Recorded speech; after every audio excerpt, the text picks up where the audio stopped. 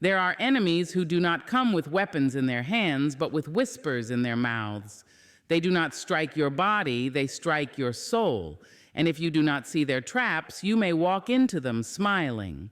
Today, I will show you the 5 evil traps that enemies use to break your spirit, and how you can rise above them with grace, strength, and unshakable dignity. Beloved ones, listen closely. For the battle you fight is not always waged in the open fields of life. Sometimes the fiercest fight is waged in the quiet corners of your mind, where enemies plant their seeds. They do not always wear the face of a stranger. Sometimes they come as friends, as lovers, as trusted voices. But make no mistake, their purpose is to break your spirit, to bend your back, to bow your head. Yet you were not born to be broken. The first and most cunning of the traps that enemies set is the trap of doubt. It is not a weapon that cuts swiftly. No, doubt is the slow venom that seeps into the bloodstream of your spirit until you question whether you were ever meant to stand tall at all. Doubt begins as a whisper, a soft murmur that you may not even recognize as foreign. It sounds like your own voice. It wears your own tongue, but it carries a weight that does not belong to you. An enemy will not always strike at your strengths with force. Instead, they will strike at the roots of your belief, knowing that if the root is weakened, the whole tree will wither. And so they ask you questions that sound innocent, but are designed to unravel your confidence. Are you sure you are ready for this? Do you really think you deserve that? Haven't you failed before? These are not questions meant for clarity, but questions meant for captivity. Doubt is dangerous because it dresses itself in reason. It convinces you that it is simply your mind being careful, your wisdom being cautious. It whispers that it is only protecting you from embarrassment, from rejection, from failure. But beneath its mask, doubt is a thief. It robs you of courage before courage can be born. It robs you of action before action can be taken. It tells you to sit when you were meant to rise, to wait when you were meant to move, to be silent when your voice was meant to echo. Doubt builds walls in places where doors were meant to swing wide open, and those who wish to see you diminished know this well. They will sprinkle the seeds of uncertainty when your spirit is most tender, when you are on the cusp of stepping into something new, something greater, something transformative. Consider the story of a young woman who dreamed of becoming a writer. Her words came to her in the quiet of the night like rivers flowing, carrying her imagination into places her body could not yet go. But when she shared her first manuscript with someone she trusted, the response was not encouragement, but a dagger wrapped in concern. This is fine, but do you really think the world will want to hear from you? There are thousands of writers better than you. What makes you believe your words matter? And though the criticism was wrapped in polite tones, it planted a seed. That seed of doubt began to sprout every time she picked up her pen. Soon she wrote less, not because the words had left her, but because the voice of doubt had grown louder than her own. She stopped sending her work to publishers. She stopped sharing her poems with friends. She stopped believing that her voice had any worth. The trap had been set, and she walked into it unaware. Years passed before she realized that the greatest battle was not against the world outside, but against the echo of doubt that had been placed within her. Enemies understand that you do not have to be defeated in the open if you can be defeated in the secret places of your own thoughts. They know that the loudest chains are not the ones that rattle on your wrists, but the ones that tighten around your mind. They know that if you question your worth long enough, you will lower your head willingly, even without anyone forcing you. And this is why doubt is not only a trap, but a prison built brick by brick with your own participation. Because once the seed is planted, you may be the one watering it with every hesitation, with every delay, with every excuse disguised as wisdom. And yet, within this trap lies the possibility of awakening, because doubt can only grow in the soil of your belief if you allow it. When the young woman finally recognized that the voice that had silenced her was not her own, she began to write again. At first, it was shaky. At first, it was filled with hesitation, but each word became an act of defiance against the whisper that had once ruled her. The enemy had tried to cage her with doubt, but she remembered that cages, no matter how strong, cannot hold forever if the spirit refuses to stay still. Doubt will always attempt to question your worth, but worth is not granted by others. It is woven into your very being, and no voice, however cunning, has the power to undo what has already been divinely spoken over your life. The second trap is the trap of comparison, and it is one of the most subtle prisons of the human spirit. It does not strike you with pain that you can see, nor does it announce its presence with thunder. Comparison is quiet, creeping, and sly. It whispers when you scroll through the pictures of others. It hisses when you hear of someone else's accomplishments.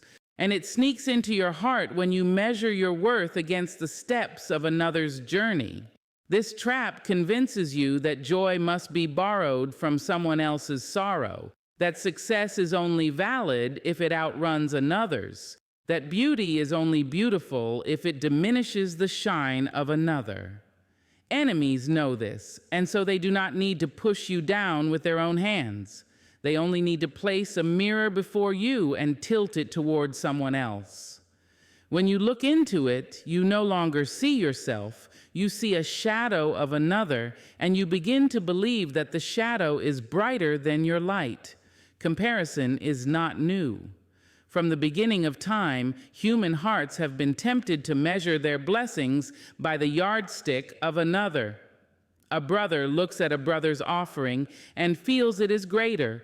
A neighbor gazes upon a neighbor's harvest and decides that his own field is barren. A friend sees another's applause and suddenly feels his own silence is unbearable. This is the way of comparison. It blinds you to your own gifts by magnifying the gifts of others. And it is a trap because it is endless. There will always be someone taller, faster, wealthier, more skilled, more applauded. And if you begin your life chasing the mirage of being the best among all, you will run without end, thirsty and weary, never drinking from the well of your own purpose. Take, for example, the story of a man who dreamed of building his own business. He began small, selling his creations with pride, knowing that his work came from his hands and his imagination. His joy was simple, and his satisfaction was whole until he looked to the left and saw another man who had started his business later but was already driving the finest car, already hiring more workers, already opening more shops. Suddenly, what had once felt like a triumph felt like a failure. The man no longer celebrated the progress of his own journey. Instead, he measured every step against the strides of the other. His days were no longer filled with gratitude, but with resentment. His nights no longer peaceful, but restless with envy. His enemy had not spoken a word, had not lifted a hand against him, but by planting the seed of comparison, the enemy had stolen his joy. What was once a field of abundance became to him a desert of lack, all because his eyes no longer looked inward, but outward. Enemies understand that comparison will weaken you faster than open confrontation. They know that when you believe another's shine diminishes your own, you will dim yourself without their help. They know that when you measure your timeline by another's calendar, you will always feel late, always feel behind, always feel as though your story is already too old to be told. And when that feeling takes root, your steps grow slower, your dreams grow smaller, and your spirit grows weaker. Comparison tells you that your worth is conditional, that your beauty is negotiable, that your success is only real if someone else fails. And when you accept that lie, you no longer walk in your own truth, but in the shadow of another's. The cruelty of this trap is that it blinds you to what is already yours. The man who lost joy in his business forgot that his own family was fed by his labor, forgot that his customers smiled at his craftsmanship, forgot that his work was a testimony of his perseverance. All of that was eclipsed because his eyes were fixed not on what he had, but on what he thought he lacked when compared to another. Comparison can turn abundance into poverty, victory into defeat, light into darkness, all without a single change in circumstance, because it does not attack reality, it attacks perception. It does not steal your blessings, it steals your ability to see them. And yet the truth is that no two journeys are ever the same. The river does not envy the mountain, and the mountain does not despise the ocean. Each was made with a purpose, each carries its own weight, each sings its own song. The moment you believe that your value is diminished by another's glow, you have already surrendered to the trap. But the moment you understand that your shine was never meant to mirror theirs, that your timeline was never meant to imitate theirs, you begin to loosen the chains that comparison has placed around your spirit. For enemies cannot break you with their hands when you are strong, but they can break you with your own gaze when you measure yourself by a ruler that was never designed for you. The third trap, and perhaps one of the most devastating in its quiet cruelty, is the trap of isolation. Enemies know that a single flame is easier to extinguish than a blazing fire fed by many sparks. They know that when you are surrounded by those who remind you of your worth, who lift your spirit when it is heavy, who guard your heart when it grows weary, you are stronger, bolder, more difficult to break. So they devise ways not to defeat you in the crowd, but to draw you away from it. They whisper that you are misunderstood, that no one truly cares, that no hand will catch you if you fall. They convince you to retreat into silence, to carry your burdens alone, to hide your wounds behind closed doors. And once you are alone, the battle becomes harder, for there is no echo of encouragement to remind you that you were never meant to fight alone.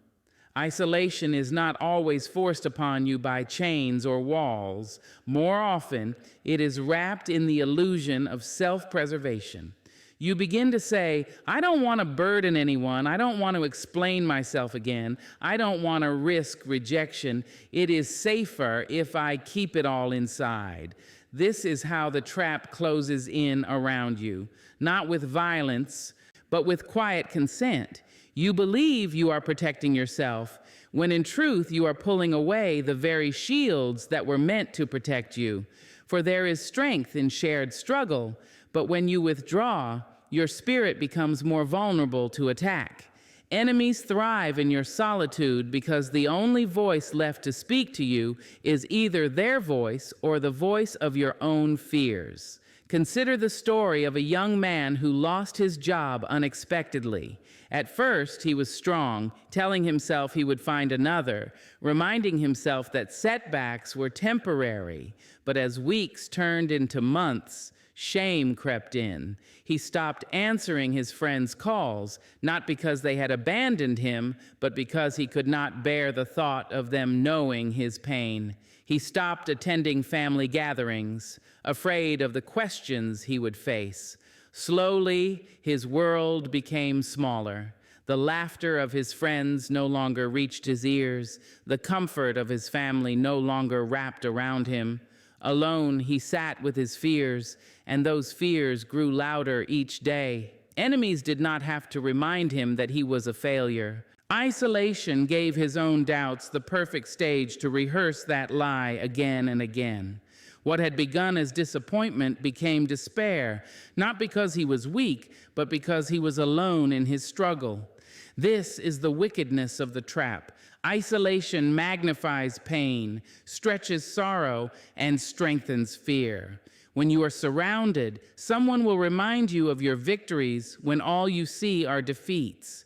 Someone will speak of your resilience when all you feel is fragility. Someone will remind you of your purpose when all you can think of is failure. But when you are isolated, those reminders fade and the enemy's whispers grow louder. They know that if they can convince you that no one cares, you will stop seeking help. If they can convince you that no one understands, you will silence your voice. If they can convince you that no one is trustworthy, you will close your heart. And once the walls are built, they do not need to attack, for you have already cut yourself off from the very sources of strength that were meant to protect you. Isolation also robs you of perspective. Alone, a problem feels insurmountable, but in the company of others, it is shared, divided, and often diminished. Alone, you may believe a mistake defines your worth, but in community, you are reminded that mistakes are merely chapters, not the entire story. Alone, you may see only darkness, but in fellowship, even the smallest candle can show you the way. Enemies understand that perspective is a weapon against despair, and so they work to ensure that your vision is clouded by loneliness. And yet the heart longs for connection. Even when silence feels safe, even when withdrawal feels protective, there is a yearning inside each soul to be seen, to be heard, to be understood. It is this yearning that proves isolation is not our natural state, but a trap set to weaken us. For the young man who lost his job, the turning point came when a friend knocked at his door and refused to leave until he opened it. In the simple act of being seen, his burden began to shift. His circumstances had not changed, but his perspective did, for he realized he had never truly been abandoned. What he thought was rejection was only fear speaking louder than love. His strength did not return in full at once, but step by step, as he allowed others back into his circle, he began to find his ground again. Enemies use isolation because they know a single voice is easier to silence, a single spirit easier to discourage, a single soul easier to break. They know that when you are disconnected from your community, your family, your friends, your tribe, you are more vulnerable to despair's grip. They know that when you stand alone, the weight of life feels heavier, the shadows seem darker, and the journey feels longer. The fourth trap, and one of the most paralyzing, is the trap of fear. Fear does not always arrive with a roar. Often it tiptoes into your life like a thief in the night, disguising itself as caution, cloaking itself in reason. It convinces you that it is your protector, that it keeps you safe from harm, from disappointment, from failure. Yet in truth, fear is not a shield but a cage. Enemies understand that they do not need to destroy you outright if they can convince you to stop moving forward on your own. They know that if they can magnify your insecurities, if they can enlarge the shadows of your past mistakes, if they can replay the echoes of your worst failures, you will build walls around your own dreams and lock yourself inside them. Fear is the enemy's leash, subtle but strong, and once it is wrapped around your spirit, every step you take feels like it belongs to someone else. Fear works by exaggerating the unknown. It paints tomorrow in the darkest colors and whispers that the risk is greater than the reward. It tells you that if you try, you will fail. If you speak, you will be silenced. If you stand, you will fall. It takes the ordinary uncertainties of life and stretches them into towering mountains that feel impossible to climb. And because you cannot see the future with your own eyes, you begin to believe the story fear has written for you. You hesitate, you stall, you shrink back, convincing yourself that you are being wise, when in truth you are being chained. Fear persuades you that the safest path is stillness, but stillness becomes stagnation, and stagnation becomes defeat. Consider the story of a young artist who dreamed of sharing her paintings with the world. She poured her soul into her work, filling canvases with color and emotion, each stroke of her brush a prayer, each finished piece a testimony of her spirit. Friends urged her to hold an exhibition, to let others see the beauty she carried within her. At first, she smiled and nodded, but when the moment came to step forward, fear rose up and whispered in her ear, "What if no one comes? What if they laugh? What if they say your work is nothing but child's play?" The whispers grew louder each day until her canvases remained stacked in the corner of her room, unseen by the world. She told herself she would wait until she was better, until she was ready, until her skill was beyond question. But that day never came because fear does not let you grow. It convinces you that you must be perfect before you even begin. And so her art lived and died within the walls of her home, not because she lacked talent, but because she allowed fear to silence her gift. This is the cruelty of fear. It robs you not only of opportunities, but of the fullness of life itself. It makes you rehearse tragedies that may never come. It makes you bow to shadows that have no power except the power you grant them. It teaches you to chain yourself with what-ifs until you are too heavy to move. Enemies exploit this because they know that fear can be more effective than failure. Failure at least teaches lessons, but fear teaches nothing. It only repeats the same story of paralysis again and again. And so they remind you of your past stumbles, they amplify your insecurities, they whisper your worst-case scenarios until you choose the comfort of the cage over the uncertainty of freedom. Fear also feeds on memory. It replays the moment when you fell short, the time when your voice shook, the day when your effort was not enough. It paints those moments in bold colors and convinces you that they will be repeated every time you try again. And yet, the truth is that failure is not the end, but the beginning of wisdom, while fear is only the refusal to begin at all. The young artist in her room was not held back by lack of talent or lack of opportunity. She was held back by the story fear kept telling her about her future, a story that was never hers to believe.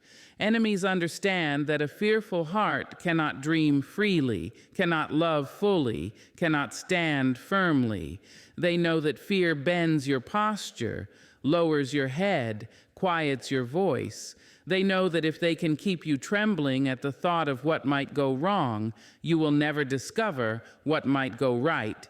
They know that if they can convince you to see the world through the eyes of dread, then even blessings will appear as burdens. Even doors will appear as walls. Even opportunities will appear as traps.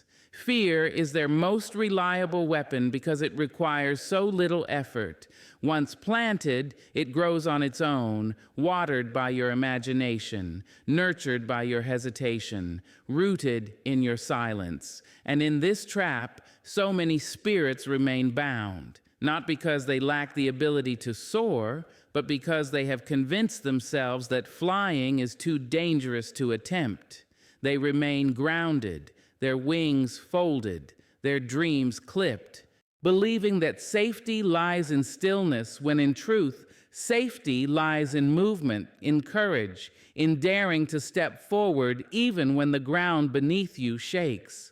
Fear does not need to destroy your body if it can paralyze your will, and so enemies lay it before you like a snare, knowing that once you step into it, you will stop walking your path altogether. The fifth trap, and one of the most deceptive of them all, is the trap of false praise. Unlike doubt, which wounds, or fear, which paralyzes, false praise seduces. It does not come with the sharp edge of a sword, but with the softness of a hand clap, with words dipped in honey, but laced with poison. It arrives as admiration, as celebration, as the sound of approval you have longed to hear, and because it feels sweet, you do not recognize its bitterness. Enemies know that not every heart can be destroyed by criticism, so they take another path. They crown you with empty compliments. They lift you with hollow applause. They inflate you with flattery that serves not to honor you, but to ensnare you. And when you lean too heavily on the approval of others, they know you will soon bend whichever way their praise directs you. False praise is dangerous because it mimics the real thing so closely. Genuine appreciation nourishes, it strengthens, it affirms the work of your hands and the worth of your being. But false praise weakens because it is never given freely. It is a currency with strings attached. It sounds like kindness, but it is manipulation in disguise. The enemy says, "You are the only one who can do this. No one is as talented, as wise, as powerful as you." And though those words seem like encouragement, their true purpose is to build pride in you, or dependency on them, or blindness to their hidden intentions. In this way, you are made to feel like you are rising, but in truth, you are being led into a fall. Consider the story of a leader in his community, a man who began with humility and purpose, serving people with sincerity, guiding them with wisdom. His heart was clear, his motives pure. But then a small circle gathered around him, not to support him, but to control him. They told him, "You are destined for greatness beyond others. You are unmatched in vision. You are chosen, while the rest are ordinary." At first, he brushed their words aside, but day by day, their flattery grew louder than his conscience. Soon, he stopped listening to constructive voices, dismissing anyone who offered correction as jealous or small-minded. Surrounded only by those who praised him falsely, he began to drift from his true path. He made choices not for the good of his community, but for the applause of his flatterers. What began as innocent admiration became chains of manipulation, and by the time he realized, his authority had been hollowed out. The trap of false praise had not built him up. It had blinded him. Enemies understand that pride is easier to cultivate than courage, and dependency is easier to maintain than strength. They know that once you become addicted to applause, you will dance to whatever tune brings it to you. They know that when you cannot discern between sincerity and manipulation, you will confuse your enemy for your friend and your friend for your enemy. They know that if they cannot silence you with criticism, they can control you with flattery. And so the trap is laid, not with hostility, but with admiration, not with rejection, but with embrace. False praise also distorts your sense of self. When you believe the exaggerated words spoken about you, you begin to live in a fantasy built by others. You may ignore your weaknesses, deny your flaws, and elevate yourself beyond correction. And when correction finally comes, as it always does, the fall is sharper, the pain deeper, because you have built your identity on the shifting sand of empty applause rather than on the steady ground of truth. The man in the story did not fall because he lacked talent or vision. He fell because he allowed himself to be carried by voices that never had his best interest at heart. He trusted words designed not to affirm him, but to manipulate him, and in doing so, he gave his power away without ever realizing it. False praise is effective because it feeds the hunger of every human heart, the desire to be seen, to be valued, to be celebrated. There is nothing wrong with longing for recognition. It is a natural yearning. But when that yearning becomes dependence, when you need applause to feel worthy, then you are vulnerable to anyone who offers it, even if their hands clap not for your growth, but for your destruction. Enemies exploit this hunger, and with every compliment, they tighten the leash.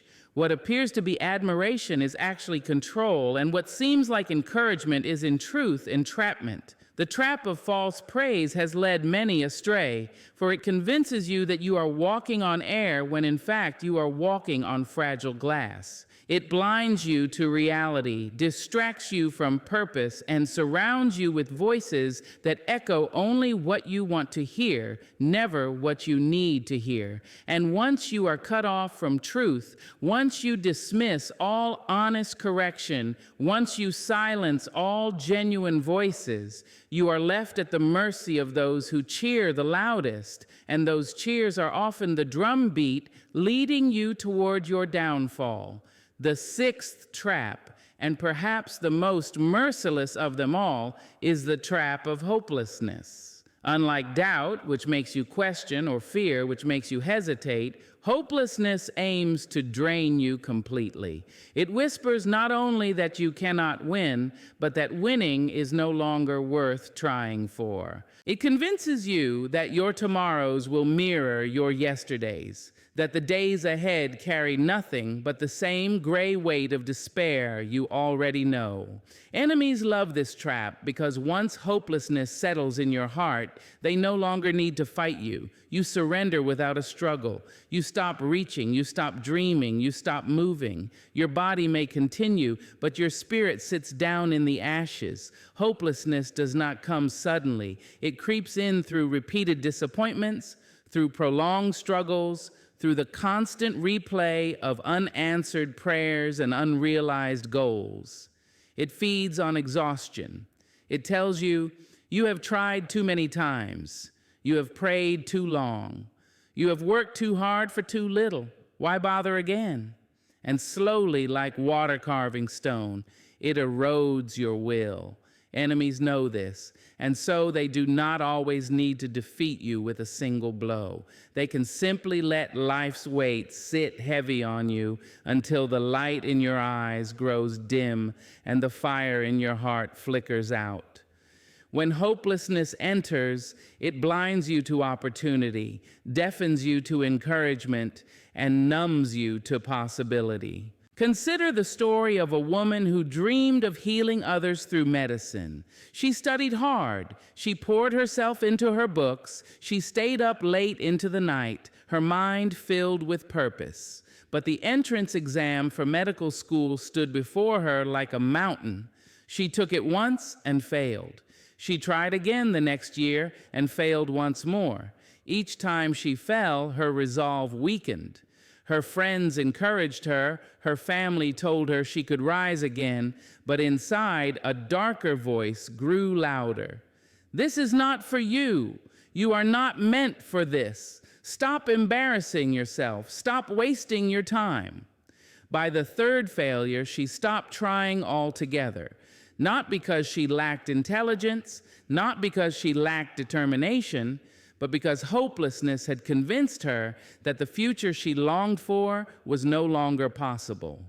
And so, while others celebrated new beginnings, she buried her dream in silence, living each day with the quiet ache of what could have been. This is the cruelty of hopelessness. It steals not just your present, but your future. It blinds you to the fact that failure is often the foundation of success. That delay is not denial, that the story is not finished simply because one chapter has ended in pain. Hopelessness makes you believe that your journey is over before it has even fully begun. It locks you in a room with no windows and paints the walls with lies that no dawn will ever come. And because it feels final, because it feels absolute, it is one of the most powerful weapons enemies use to break your spirit. Hopelessness also thrives in isolation. Alone, your pain feels heavier, your failures feel sharper, your disappointments feel permanent. Surrounded by others, you may be reminded that storms do pass, that winters do give way to spring, that ashes can give birth to beauty. But when hopelessness convinces you that you are alone, that no one understands, that no one cares, you sink deeper into its grip. The woman who abandoned her dream did so not because the dream was impossible, but because she stopped believing that anyone else's encouragement could change her reality. She silenced every voice but the one that told her to quit, and once that voice was all she heard, the trap was complete. Enemies set this trap because they know that hope is the heartbeat of resilience. As long as hope survives, you can stumble and rise again. You can weep and still move forward. You can lose and yet find the courage to try one more time. But if they can snuff out hope, they know the fight is over. A hopeless spirit does not resist chains, does not challenge lies, does not seek freedom. It lies still, accepting despair as destiny. That is why enemies do not need to imprison you with force when they can imprison you with hopelessness. It is a silent victory for them, a slow death for you, and a wound that requires no visible weapon to inflict. Hopelessness is the darkest of traps because it masquerades as truth. It tells you that there is no use, that your efforts are wasted, that nothing new can grow from the soil of your life. And when you believe it, you stop planting seeds, you stop watering your dreams, you stop watching for harvests. The field of your future lies barren, not because it is incapable of producing, but because hopelessness has convinced you that it is pointless to sow.